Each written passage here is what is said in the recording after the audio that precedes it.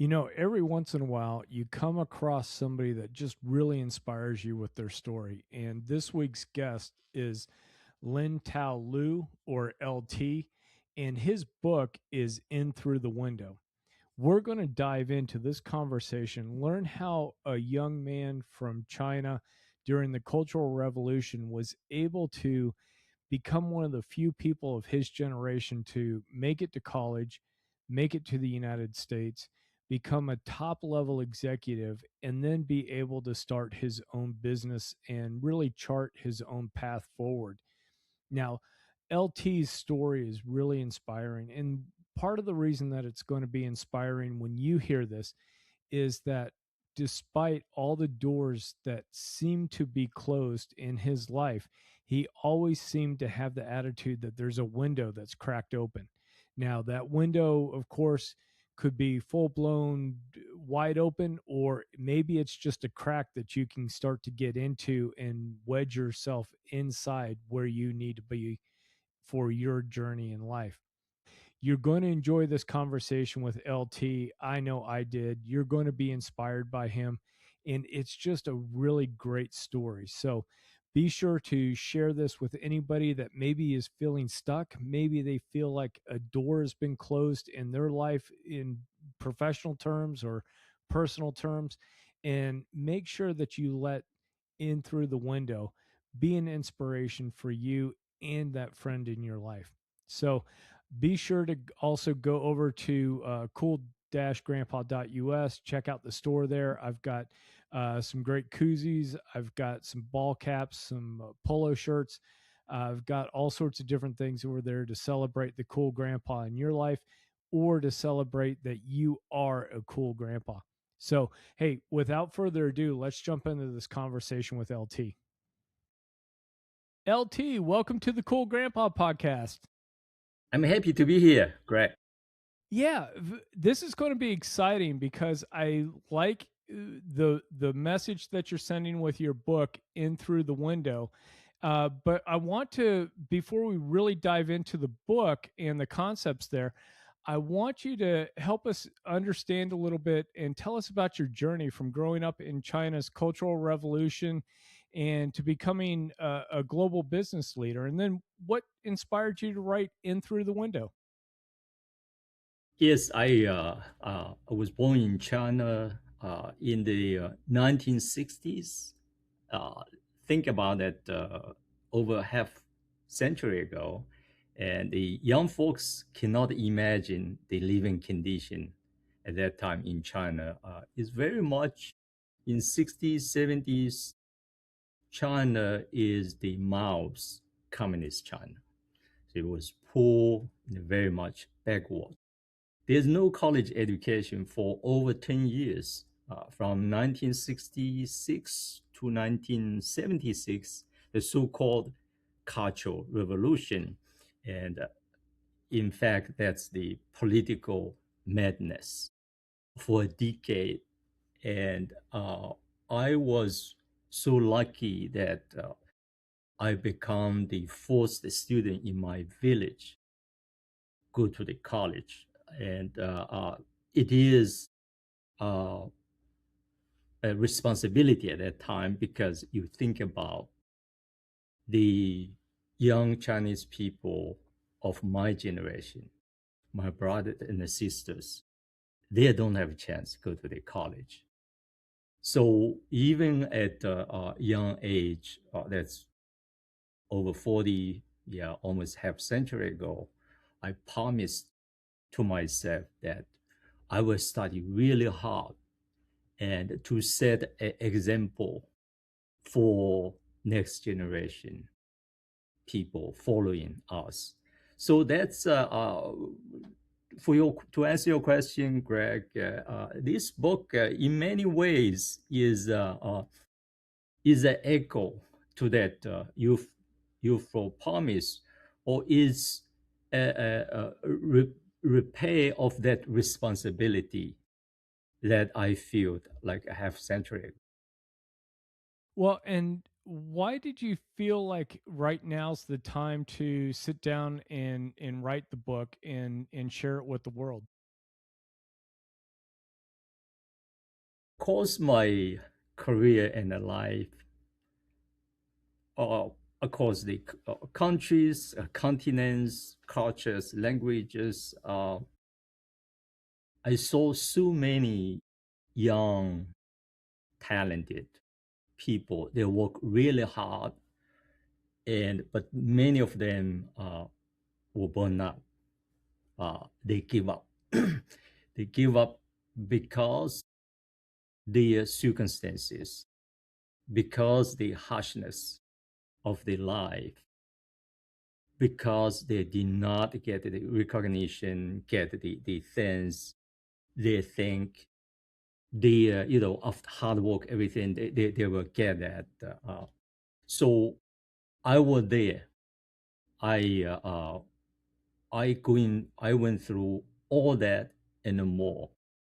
So the thing is, I really I want to tell my story is not to living in the past, is really light the way for the young generations.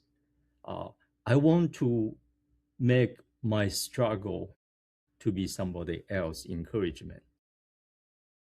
So this is the purpose for me to write this book, is to really to use my story to teach a universal lessons for the youngster to follow us, so their path will be not as treacherous.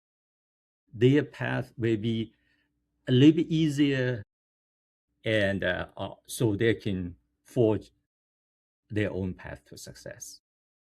I love that. And are you finding with maybe the young executives that you work with and the younger people that you come into contact with that maybe although the challenges definitely of the cultural revolution and not having access to college in China during the 60s and 70s uh, was a very real, very, I, lack of a better word, physical uh, challenge. Do you find that sometimes younger people will feel that same challenge or resistance, even though it may be something such as a recession or loss of a job or something else where they feel like maybe they're just as blocked as maybe you were back in the 60s? Absolutely, Greg. This is challenges everywhere, and physical, mental, and I realize actually physical suffering is easier to endure, and the mental suffering. I went through that when I was in Fort Smith, Arkansas. I spent 8 years there in loneliness, search for belonging, rejections. The expected promotion were not there. You think the war is fair. You think that hard work will eventually pay off. But when you face the harsh reality, it was not there, right? All that, I think the young generation, they face their own challenge. Nowadays you think about AI, suddenly make you think that, wow, I thought I'm intelligent, but I'm dummy, compared to this chat GPT or whatever. You feel this imposter, right? Do I really belong here? And that challenge is as much as physical suffering, the mental things. Yes, they're facing their own challenge for new generation, and I really feel for them. And that's one of reason that I want my book to reach them as many as possible, uh, because the the lesson, the things I lay out, the story in my book is not just story. It's from that, it's a mirror. From that you will see, all use the word is the window, in through the window. That's the title of my book. Through that window, you will see some universal truth. This not really apply to our generation, to you and I, Greg. Is equally, this is a century or millennium old human wisdom. A lot of things what I went through, like in force, I said, "Wow, why this happened to LT?" Why me? But hey, after these things, after you zoom out, after you take out all these things, after you look at from another angle, from a third party angle, or from God's angle, or whatever, you have entirely different perspective. You see, oh yeah, my ancestors experienced that, and Confucius said that. So this is this. That's a philosophy. So I really want that this philosophy of hope, so the next generation can use them. Well, and I love that approach because that gets into what I think is sometimes the mindset. And I know as a younger person myself, I didn't understand that constraints, whether they were on opportunities for me or my own abilities, those constraints actually, and you know this from the business world, constraints can actually lead to a lot of creativity. And what do you think about that as far as reframing for and helping our youth reframe the constraint of opposition into a creative path to get through the window? Absolutely, this is the whole the main message is that when the door is closed, go in through the window. That's the things is I think the message is human potential is limitless. It's humanity. I have a chapter. I think if the first chapter is everyone has a Buddha in their heart, and I have a image there. As a matter of fact, I come up just to illustrate the philosophy. Is you have the person consists of the animal part, the human part, and the godly part. Very much like Maslow, right?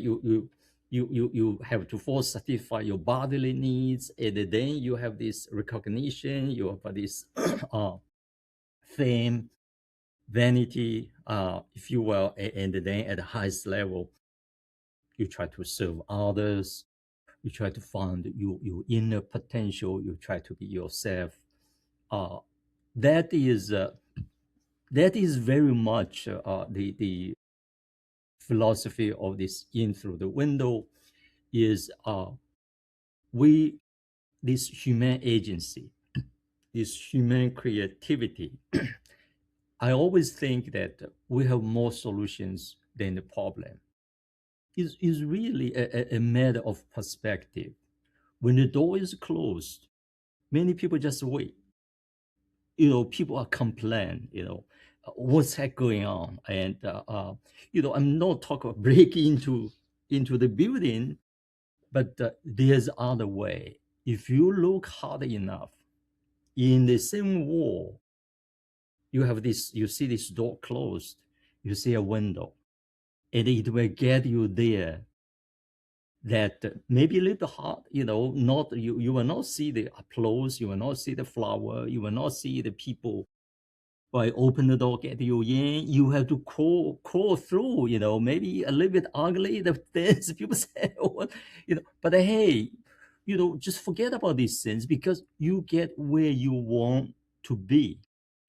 So this is I think I tell my nieces and my nephews all the time, have a sense of a purpose, live a meaningful life, believe your human potential and agency.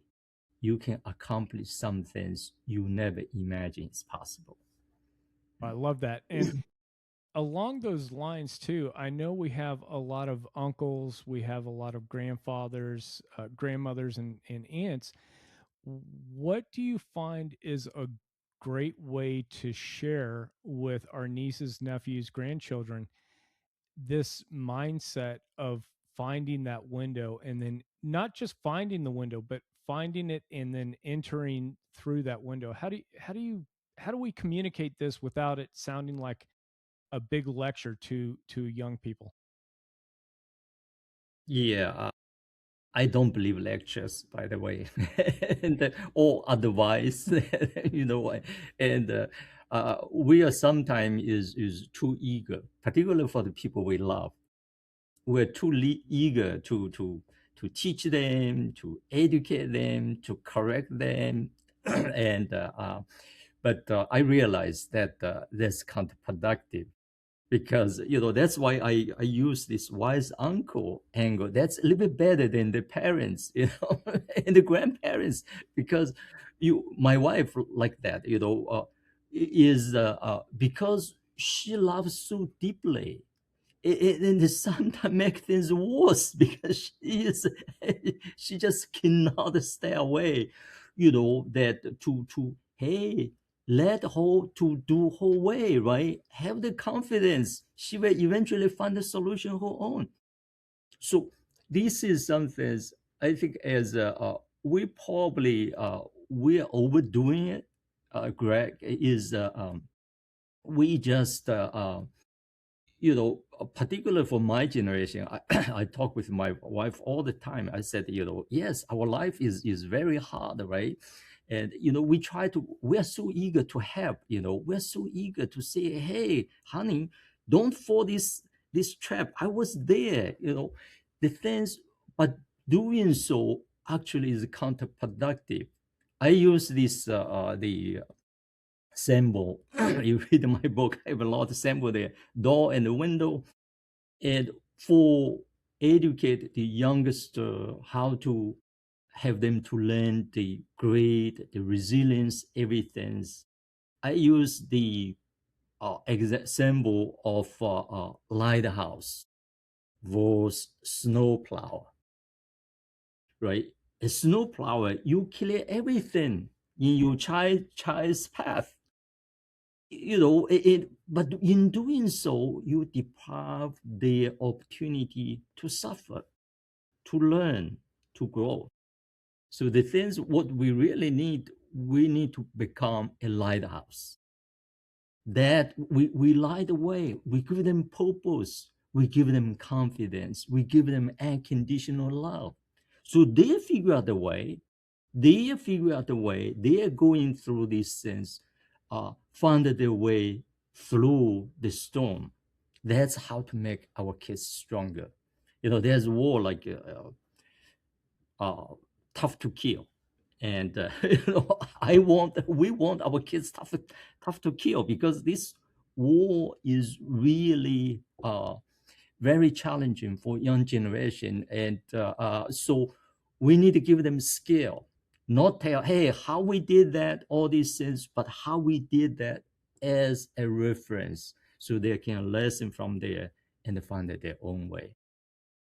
I love the analogy of the snowplow and the lighthouse, because I feel like what you're saying, and something that I believe in, is that as older people, we can say and acknowledge that, hey, there's hazards here, but just like a boat on the ocean, they have to do the work to avoid the rocks, and they have to do the work to avoid it.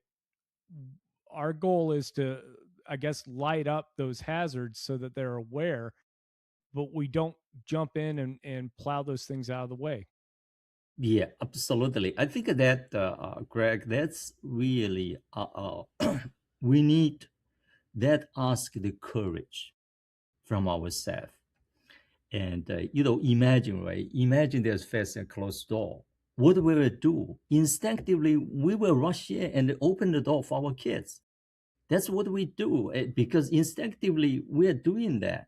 And evolution says, yes, you're doing like that. When you have a little kids, they do need help sometimes. You sometimes doing that.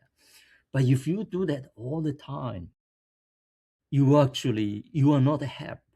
You are actually deprive them to the chance to learn. So the right way is have courage, that believe that our kids is smart enough, strong enough, to find their own way. Let them sit outside or tough love, Greg, if you will. Let them sit waiting on a closed door. Let them to think about it. Let them to find a way. And when they really struggle, when they're forced right to their limit, guess what? At least force them out of their comfort zone. They're doing something different. They will find their own window, and that's very important because we want them find their own window. Because one day, you and I may not be there. Point out there's a window there. They need to find the window by themselves. Oh, I love that because in my mind, when they're younger and things are less consequential, right? When we can step back, allow them to find their own window, that starts to build a success mindset, right? Or a creative mindset. To your point, okay, then when they're a little bit older and they have to find the next window, they've already can look back a little bit, and we can help guide them to that and say, hey, remember the last time this was so difficult for you, but you found a way to accomplish your goal. I think that's tremendous, and I think to your point, and let me know what you think, is that we can run into the danger of not letting the children have the resistance and not letting them find their own windows out of really love, but we're hurting them long term. What do you think about that? Absolutely. And we indulge them some love. They in Chinese philosophy, there's yin and yang. Too much goodness become badness, right? And sometimes too much badness actually become a turning point, right? This is yin and the yang. So there's always two sides of the coin. So this is something we sometimes shortcut our love and it thinks that love give us all the right, and even doing some things is we shall not do. And but I truly believe a lot of this is with the good intention, everything's. And but we have to realize that the youngest they have the so-called generation gap, right? Certain things they see we don't see. Don't think that we experienced, we walk long life, then you walk the bridge, and or whatever. No, there's some things like I saw my niece and the nephew play this iPhone, and with this AI is so quick. They found the answer is so quick, and I said, "Wow, honey, how you get this? How you know that?" We say, you don't have to remember. It's he is just in your fingertip. So, yeah, I think we need believe them, and sometimes we need believe them before they believe in themselves. I love that. I love that. And to your point, I think sometimes in right now I'm starting to see this more with elementary and high school age young people, is that I think we can sometimes mistake learning and the ability to get information with actual knowledge. And knowledge to me is that it's something that you've internalized, that versus being able to go to AI or search engine, whatever it is, to find the quick answer, right? And so, how do we start to really build, I guess, self knowledge within the young people that they can find those windows? Yeah, this is also, I think, related, Greg, to your previous question. Is sometimes you have to experience it.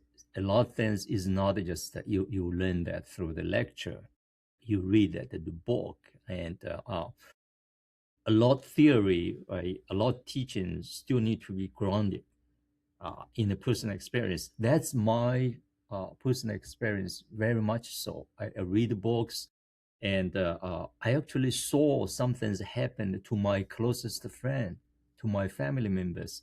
Guess what? I still fell into the same trap. until I learned, I suffered, I really reflected.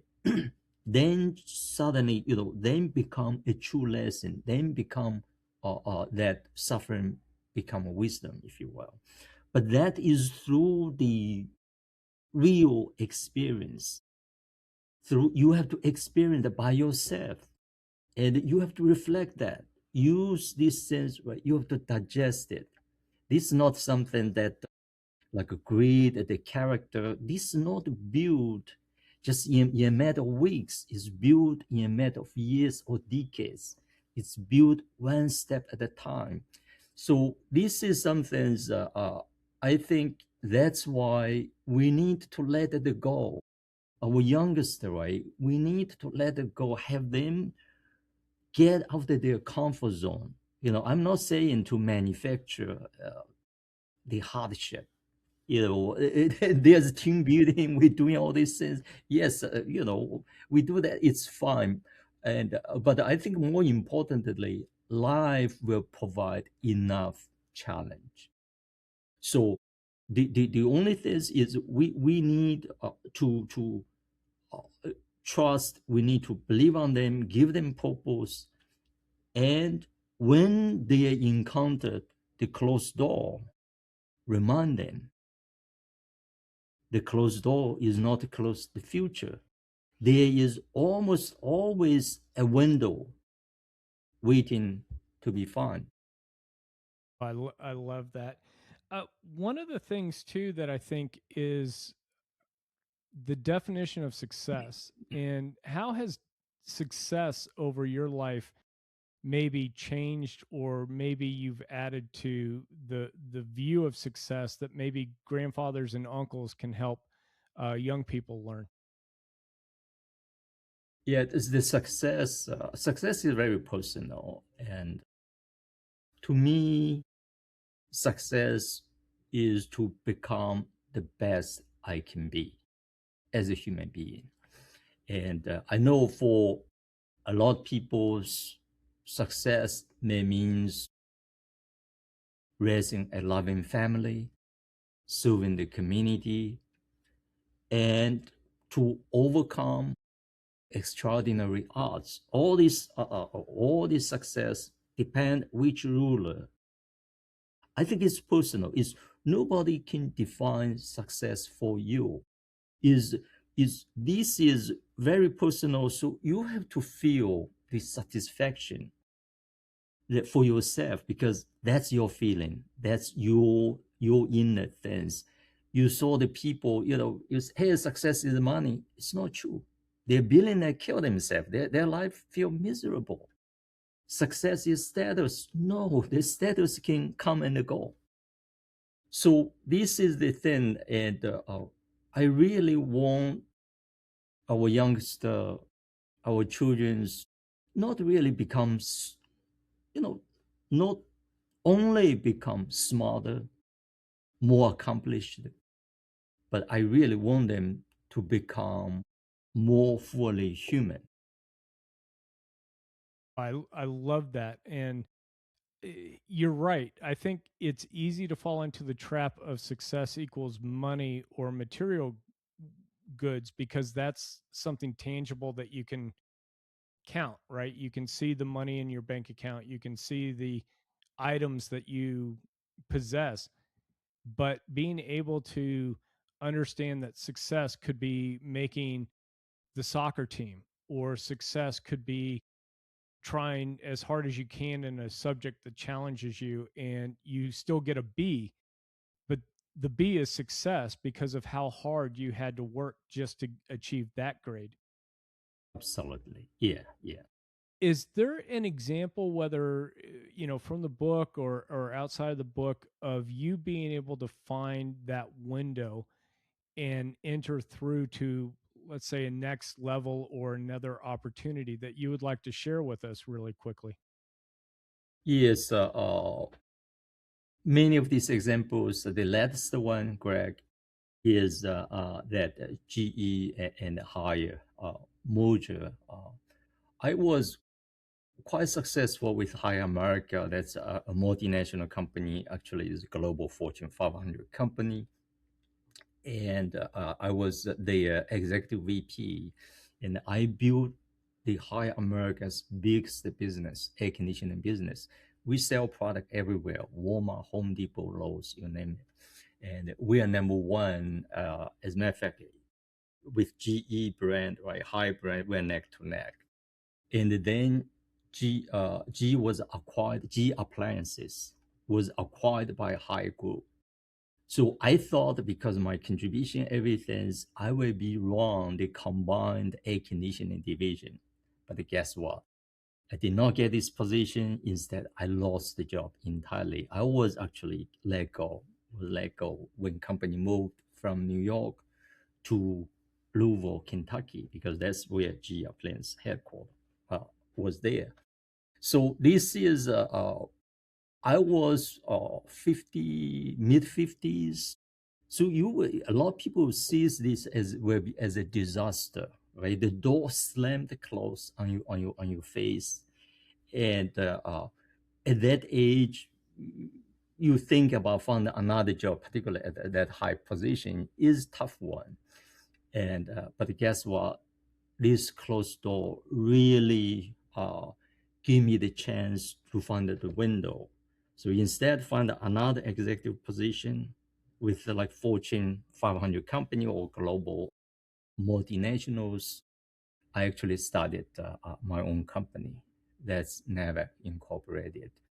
10 years later, now Navec is industry leader in HVAC tools.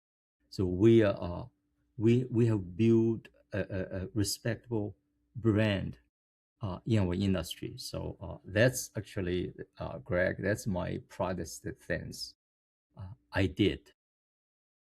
I love that. And I know that's going to hit with a lot of our listeners, myself included, because I'm in that mid 50s group that had been laid off. And so I'm going through a little bit of what you're talking about as far as self introspection, looking on the market, trying to find out what's the next thing for us to do. So I appreciate that inspiring story. You are a natural storyteller. And what has been one of the biggest things that you've helped other older men do as far as being able to craft the stories, define the things that are maybe what we need to leave for those grandchildren and nieces? And maybe not everybody's going to write a book, but what do you suggest we do to kind of tell our own stories of how we found our own windows? I tell you a story, my pretty dear to my heart, Greg. The there are many stories there, and that story I keep telling to my nephews and niece. When I was 10 years old, I was chosen to be a speaker in a county gathering of tens of thousands of people, big gathering. And so my mother could not afford a nice clothes, and she bought the fabric. She stayed late overnight, and she hand sewed a new shirt for me. And by the way, that's the first new shirt I owned because I used to wear the clothes hand down, wear the clothes hand down from my brothers and sometimes sisters, you know. And but we we almost had nothing, correct? But my mother, she wanted her son to stay on that stage with dignity. So that day, I learned a lesson. Poverty is a condition, dignity is a choice. So I really wanted my family to remember that story long after they forgot my titles and other career achievements.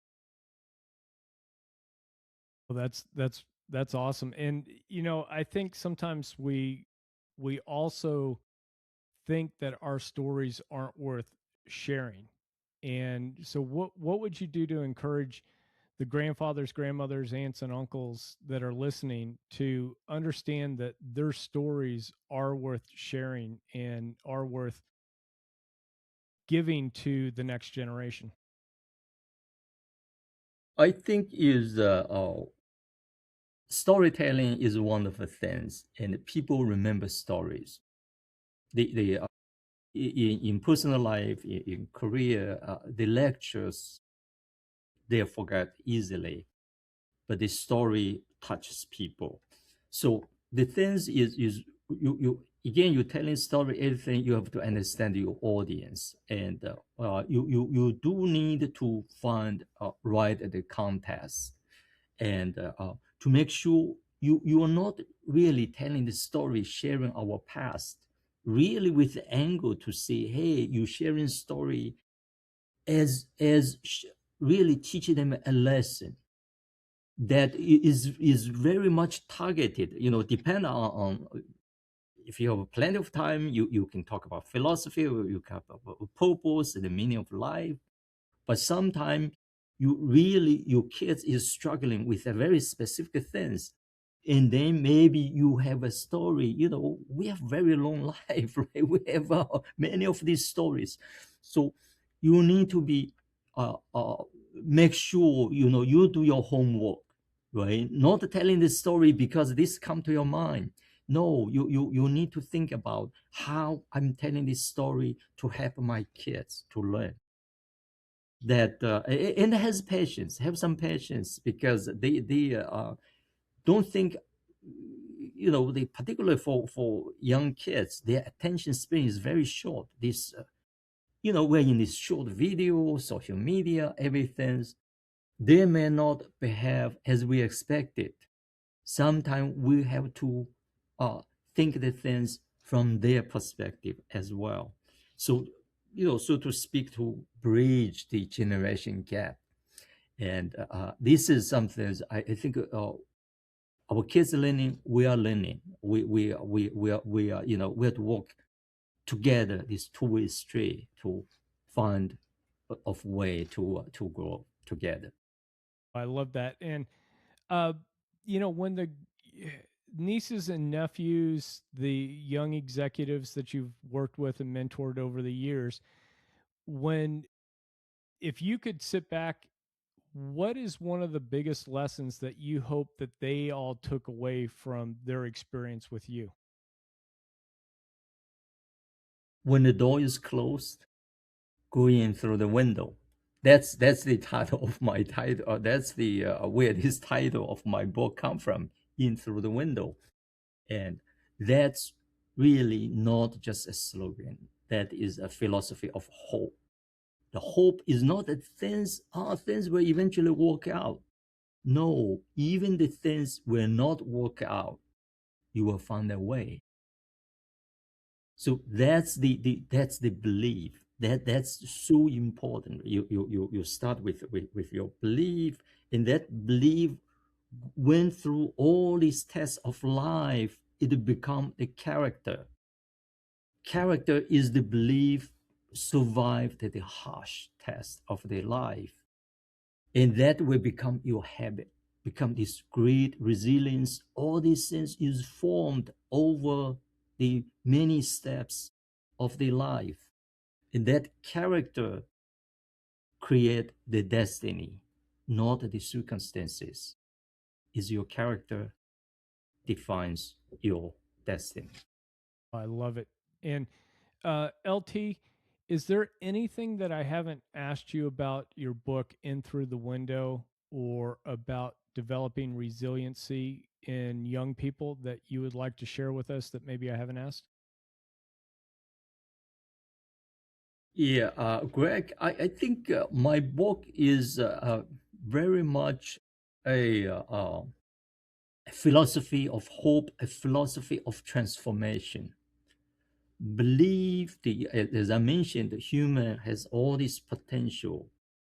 Actually, the transformation is the superpower of the human being. We all capable to become what we want to become. The things you need to have courage to find your own path. That is inspiring to us. And LT, where can people find your book? Where can they find you if they want to follow you or even reach out perhaps? The book now is in Amazon, in Barnes Nobles, a number of other different places. Obviously, Amazon is the many people there go. And also, I have Greg. I have a personal website, Lin Tao Lu, my first name last name.com. So the window theory, if you will. There's a LT as a person. I really want people to remember me not like a CEO, founder, entrepreneur, but really a ordinary guys did some extraordinary things. That's awesome. And LT, we will put links into the show notes for Amazon and your website and all of that to make it super easy for folks. And I really do appreciate you sitting down with me today and sharing your philosophy of In Through the Window and your inspiring stories. So thank you so much for your time. Thank you, Greg. Nice talking with you.